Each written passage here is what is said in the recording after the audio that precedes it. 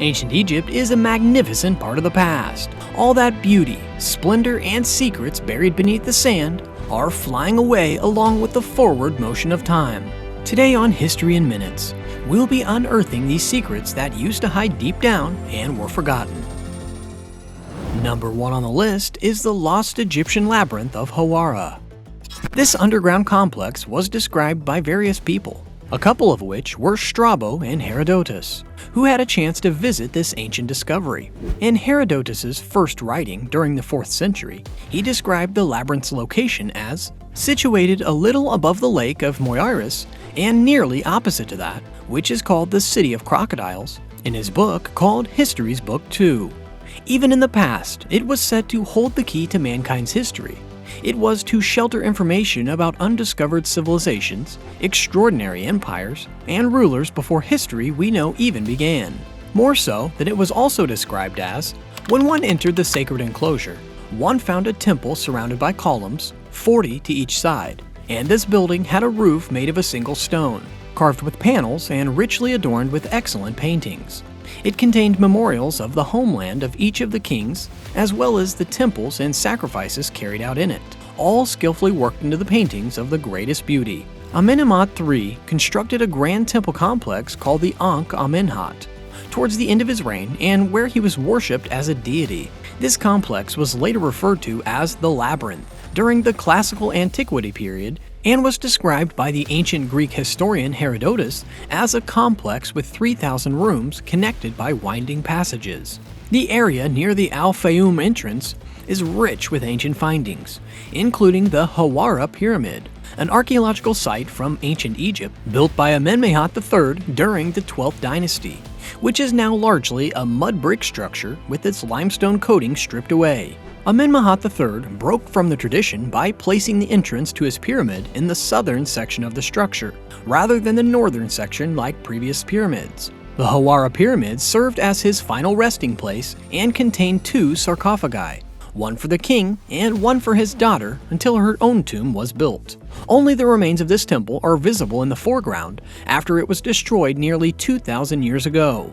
Apart from the HAWARA Pyramid and its mortuary temple, the HAWARA Village is also a significant historical site where the famous Fayoum mummy portraits were discovered by British archaeologist Flinders Petrie. These portraits were attached to the mummies of ancient Egypt. Number 2. The Tomb of the Unknown Queen. 100 years following the uncovering of King Tut's tomb, a group of archaeologists discovered numerous mummies, coffins, and artifacts, along with a collection of interconnected underground passages, and the pyramid of an ancient Egyptian queen that was previously unknown. According to Zahi Hawass, an Egyptologist and former state minister for antiquities in Egypt, the team found out that the queen's name was Neith, and she has not been documented in history before. Therefore, further investigation is needed to uncover information about her reign and real-life story. The archaeologists have also been excavating a location called Saqqara, which is situated around 20 miles south of Cairo. The recent unearthed collection of coffins and mummies may belong to some of King Tutankhamun's closest advisors and generals. King Tutankhamun reigned from approximately 1333 BCE until his death in 1323 BCE, and the discovery of his untouched pyramid in 1922 was a worldwide sensation. Amidst the buzz on over 300 coffins excavated on the site, a lingering question remains: who was Queen Neith? The discovery essentially made historians rewrite history. A new queen was added to the list. A group of 22 tunnels were discovered during excavations at Saqqara, which are believed by Hawass to be New Kingdom burials, dating back to between 1570 BCE and 1069 BCE. These burials are distinct from previous discoveries at the site, which have largely been from the Old Kingdom or Late Period. The coffins found in the tunnels were adorned with scenes from the Book of the Dead and have unique faces, indicating whether the deceased was a man or a woman.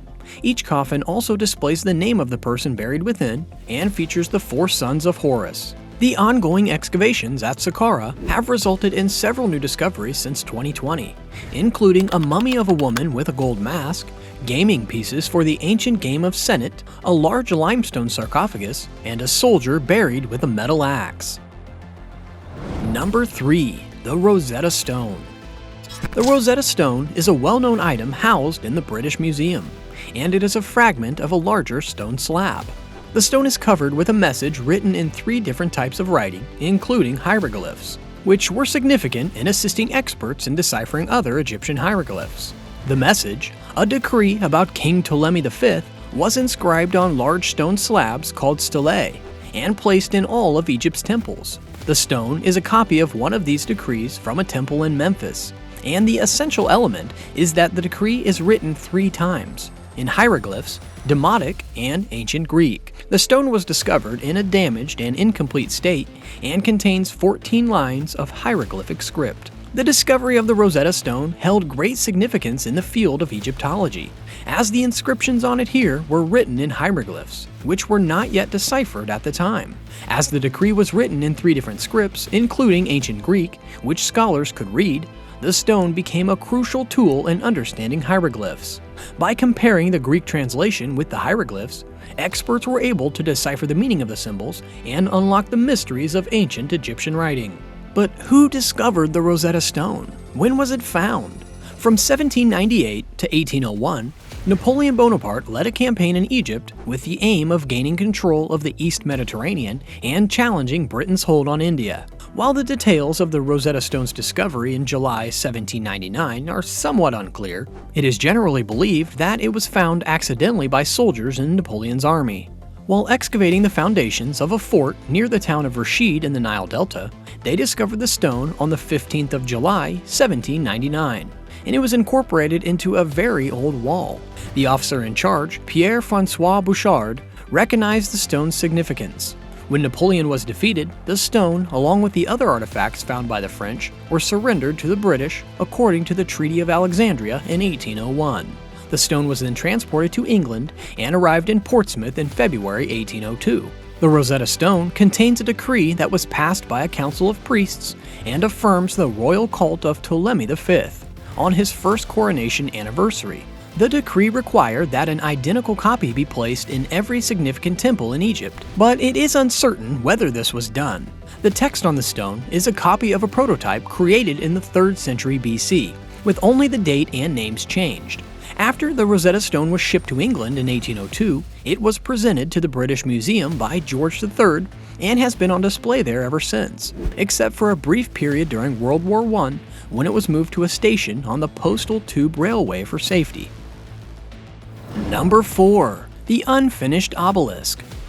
The last on the list is one of the marvelous monoliths of Aswan, and it is the majestic unfinished obelisk, which acts as living proof of the unmatched intelligence and skill of ancient Egypt, who wished to create an enormous tale from stone. It is without a doubt the largest obelisk ever constructed, but unfortunately was left uncompleted. It offers the chance to shed some light on how such massive structures were created in ancient Egypt during Egypt's New Kingdom by the hands of Hatshepsut. This immortal piece of glorious art is key to fully understanding the secret of the ancient Egyptian construction process. The construction of the obelisk was highly distinctive, as it followed a Greek architectural style that converged 4 sides to form a small pyramid-like shape at the top. It was built during the 18th dynasty of the New Kingdom by Queen Hatshepsut, who was the wife of King Thutmose II from 1478 to 1458 BC. The obelisk was meant to be placed in the Karnak Temple as a complement to the Lateran obelisk, which was originally situated in Karnak before being moved to Rome. The obelisk is situated in its original location, a red granite quarry in Aswan, and if it had been completed, it would have stood at a height of 42 meters, making it the tallest obelisk in history. However, the project was abandoned after numerous cracks were discovered in the obelisk. It also would have been the heaviest obelisk, weighing 1,200 tons. The obelisk, which was created by carving red granite bedrock, was designed to resemble the hill from the myth of creation where the world first emerged, known as Tekenu to the ancient Egyptians, meaning to pierce the sky. It was associated with the Bin Bin, an immortal mound upon which the creator god Atum stood during the time of creation. Additionally, some scholars speculate that the obelisk's origin can be linked to a natural astronomical occurrence related to the zodiac lights, constellations, and the sun. The place where the obelisk is located is recognized as an outdoor museum. It provides valuable insights into the methods used to build this colossal structure, including the use of dolerite, a small ball made of mineral harder than granite, and they used this to carve the obelisk out. In addition, innovative construction techniques were employed to free the obelisk from the bedrock, such as creating small cavities in the rock that were then filled with wood chips. The chips were then soaked with water, causing them to expand and detach the obelisk from the base. While there are countless secrets to discover, some are more intriguing when revealed at a later time. This ends today's video. What historical secrets do you know? Let us know in the comments. Also, don't forget to like and subscribe for more content worth your every minute.